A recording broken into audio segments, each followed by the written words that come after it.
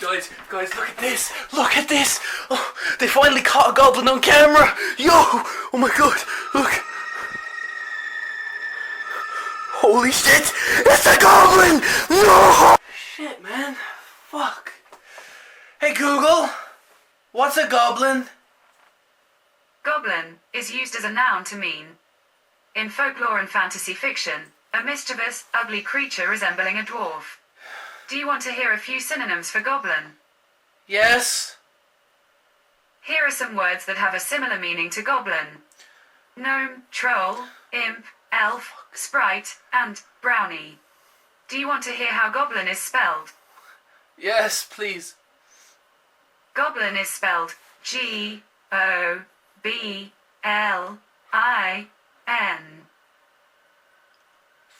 Fuck. Everybody, movie review. It's March is gone now. This video is a bit late, but whatever. We're reviewing movies. Sorry about my whole goblin tangent, but we're here anyway, so let's just get straight into it. First movie I watched in March is The Pursuit of Happiness. This film stars Will Smith and his son Jaden Smith. I think this is the first film that Jaden Smith actually starred in. I watched it for the first time and I post on Instagram. If you don't know, I post most of the reviews I do on Instagram. And my friend Ayo, he literally texted me saying, "You've never seen Pursuit of Happiness before?" "No, I'm sorry, man. What the fuck?" I kept getting bullied that I didn't know what it was. Well, I did know what it was, I just hadn't seen it. Now, if you don't know what this movie's about, it's pretty much Will Smith is a poor dad. His wife hates him. He's probably a cuck in that situation, and he wants to become a stockbroker to make more money. But obviously, the whole point is just being happy. You know, it's one of those films. It's a nice, happy, sad film. It didn't make me sad though, because I'm a man. I'm a fucking man. The film was really good. Will Smith is actually a really good actor, even after the whole Oscar situation. He is a great actor. I can't say the same thing about his son. He's only like a child in this movie. Just don't watch After Earth if you don't want to see bad acting. I give this movie 4 stars. Next film I watched was a movie called Fall. And I saw it on Netflix, and it was a new movie that came out this year, and it's pretty much just 2 women, and they climb this really tall radio tower. They climb this really tall radio tower.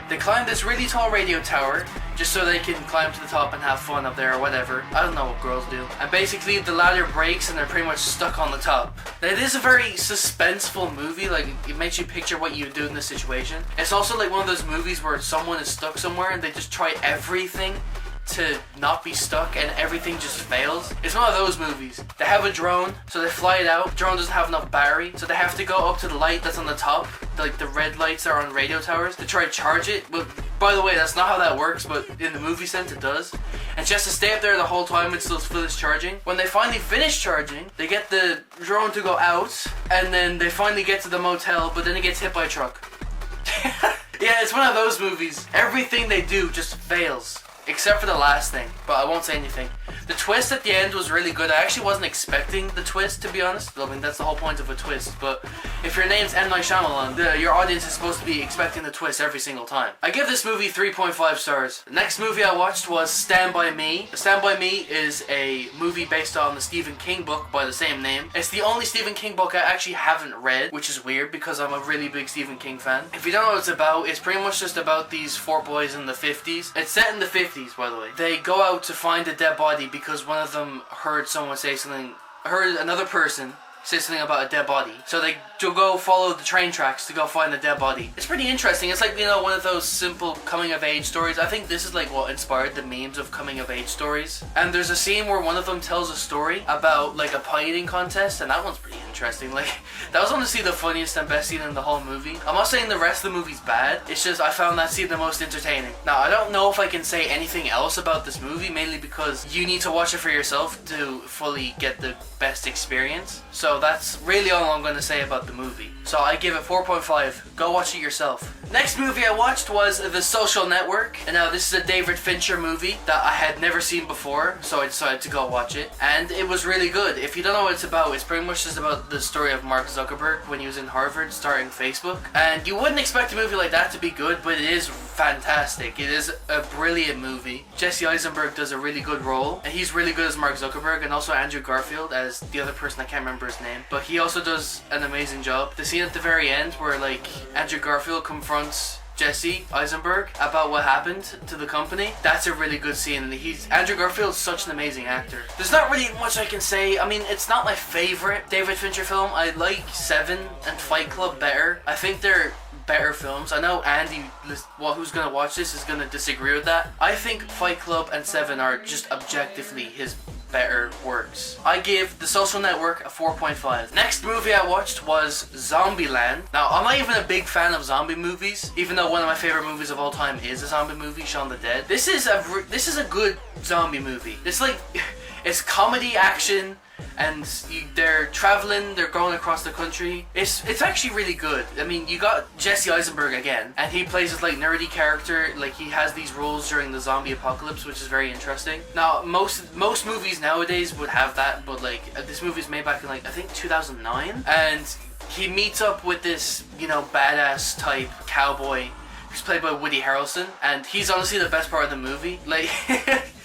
I love his performance, and they meet up with two women. I can't remember their character names, but Emma Stone, and then the smaller one. I can't remember her name, either the character name or her real name. I give Zombieland 4 stars. The next one is actually the sequel to Zombieland, Zombieland Double Tap, and I actually do not like this movie. It's not good. I think most people who have seen it would agree with me, especially if they've seen the first one. It's not a fun movie. I mean, they do take some stuff and they add like different types of zombies, but then it doesn't matter. Like, they add these new types of zombies, like the Homers, who are like just basically just shit zombies, and then Hawkings, who are like smart, and then ninjas, and then the T-800. There's no significance except for the T-800. Like, he's the only important zombie to actually care about. Like, you don't care about the other ones. It's like, it's got world building, but then the world building doesn't matter because it's never brought up again. Or when it is brought up, it's only brought up once, and like just for nothing. Who cares that there's a dumbass zombie? I know it's a comedy film, but like, why would you bring something up like that if you're not going to expand on it more? I mean, I think I'm nitpicking a zombie movie too much. I think the first one was perfect enough as it is. You didn't need a sequel. Like, it ended fine. You can watch it if you want. I mean, it's not the worst film ever made. I mean, there is some enjoyable aspects in the movie. It's not that good. I did not enjoy it, so I give it 2 stars. Next film I watched is Now You See Me. Oh my god, Andy just fucking texted me. And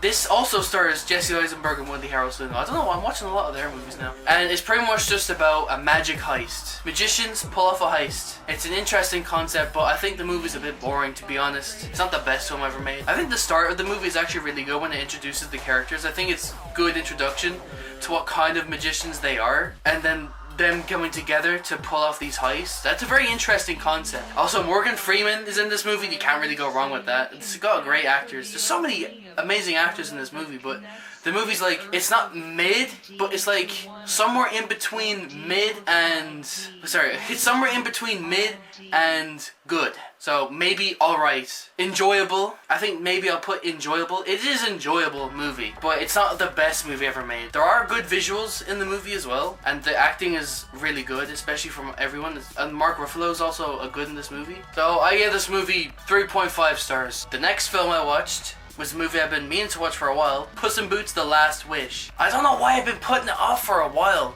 It's so stupid.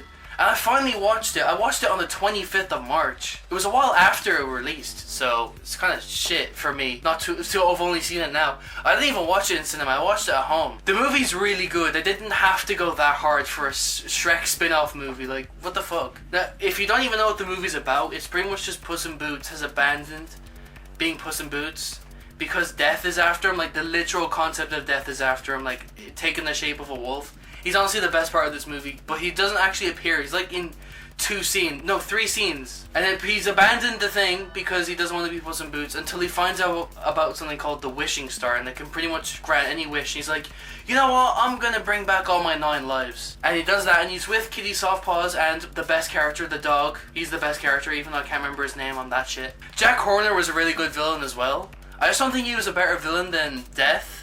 That's why I'm gonna call him Death, because that's a hard name. I don't know how he could beat Death, especially in some random kids movie, especially some legend cat. I don't think he's able to beat Death, even though he did. Well, kind of. I'm pretty sure Death would have easily been able to kill him if he actually wanted to, but he just let him live. Spoiler alert, by the way. I give this movie 4 stars. Next movie I watched is Nightcrawler, and it's pretty much just about the psychopath in LA who decides to take up one of the most scumbag jobs I've ever seen in my life. Like, what the fuck? He pretty much just goes to accidents where like people are hurt and people are like being put into ambulances and shit, or like going to crime scenes, and he just starts filming it and bringing it to news stations just for money. That's ultra scumbag job right there. That's even worse than paparazzi. It's one of those like Sigma movies. You know what I'm talking about? Like the whole Fight Club, American Psycho. It falls under the category of like Sigma male movies, and I've been meaning to watch it for a while because I really like Jake Gyllenhaal as an actor. He's amazing, even not in this movie. He's just amazing in general, and he was really good in this. Like that scene where he's like screaming into the mirror. Like I found out that he actually hurt himself doing that when he broke the mirror. That it wasn't supposed to break, and he actually cut his hand doing it. You don't hear him screaming about that at all. I like hearing about when you see them get hurt in the movie. They actually got hurt in real life. No, I give Nightcrawler 4.5 stars. And that's it for my movie review. We have Andy back. He wants to be in another one, so give it up for Andy, I guess, giving his movie review. What's going on, guys? Welcome back to Monthly Movie Reviews. Today, we're talking about a movie I watched. Is it gonna fucking thunderstorm? What the fuck? Yo, I'm in another area, and the other area, it's fucking like thunderstorm looking. So the movie I'm gonna talk about is called The Graduate. Basically what The Graduate's about is this fucking guy, played by Dustin Hoffman, and he basically is like, yeah, I just graduated college, but I don't know what I want to do with my life. So basically he goes from like, oh, I'm gonna fuck my friend's mom or some shit. I don't know. I didn't really watch the movie. It's kind of beating off during it. Anyways, so what ends up happening, Dustin Hoffman fucks the mom, and he marries his daughter. Spoiler alert.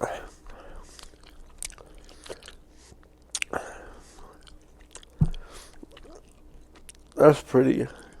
Oh, you can see the Sid in New York City right here.